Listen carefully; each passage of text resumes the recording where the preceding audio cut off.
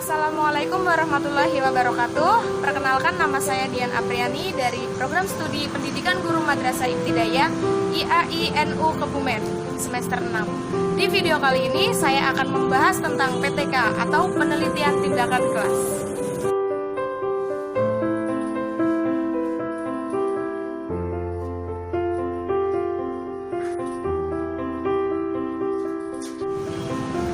Secara etimologis, ada 3 istilah yang berhubungan dengan PTK atau penelitian tindakan kelas, yaitu yang pertama, penelitian.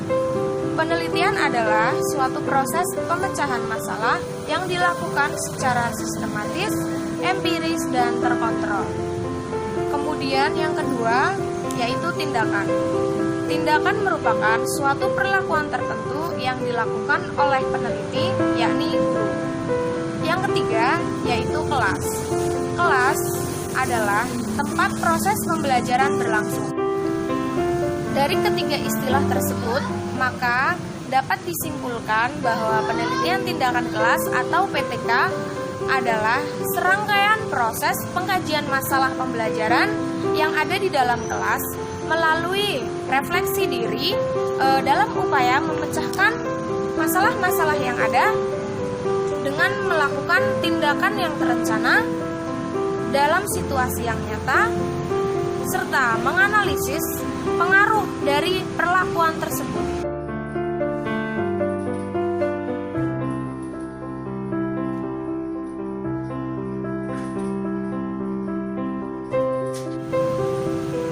Selanjutnya, kita akan membahas tentang langkah-langkah melakukan riset model PTK. Langkah-langkah atau proses dalam melakukan riset PTK dibagi menjadi 4 langkah. Yang pertama ada langkah observasi, yang kedua perencanaan, yang ketiga pelaksanaan, dan yang terakhir yaitu langkah refleksi.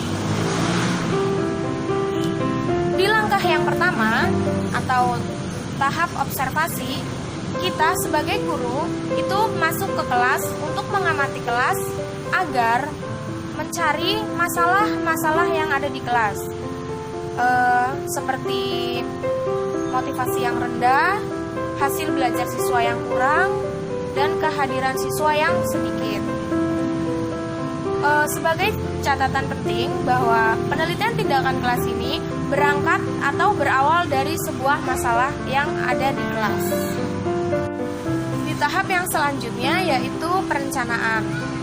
Setelah kita menemukan masalah, maka tahap yang selanjutnya yaitu kita harus merencanakan tindakan apa yang harus dilakukan untuk melakukan PTK.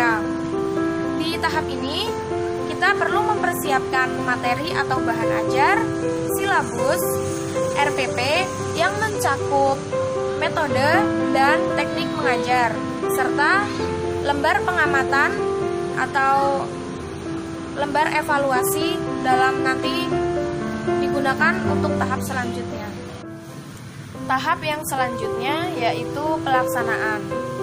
Di tahap ini merupakan implementasi dari semua rencana tindakan yang telah disiapkan dalam melakukan PTK. Dalam melakukan PTK, itu rencana harus disesuaikan dengan kurikulum yang ada. Dan pada umumnya PTK itu dilakukan dengan cara bersiklus. Artinya apabila di siklus pertama belum maksimal, maka masih bisa dilaksanakan di siklus yang kedua dan seterusnya. Di tahap yang terakhir yaitu tahap refleksi. Di tahap ini kita melakukan analisis, sintesis, dan penilaian atas apa yang telah kita lakukan. Hasil dari refleksi itu harus jelas dan mantap, agar hasilnya dapat kita jadikan acuan untuk melakukan langkah-langkah selanjutnya atau tindak lanjut untuk dapat kita gunakan dalam mencapai tujuan yang sudah direncanakan sejak awal. Cukup sekian video kali ini tentang penelitian tindakan kelas atau PTK mengenai pengertian dan langkah-langkah dalam melakukan PTK. Jangan lupa tonton terus video-video selanjutnya dan klik tombol merah subscribe-nya. Jangan lupa di-like dan di-komen, kemudian di-share ke teman-teman. Terima kasih. Wassalamualaikum warahmatullahi wabarakatuh.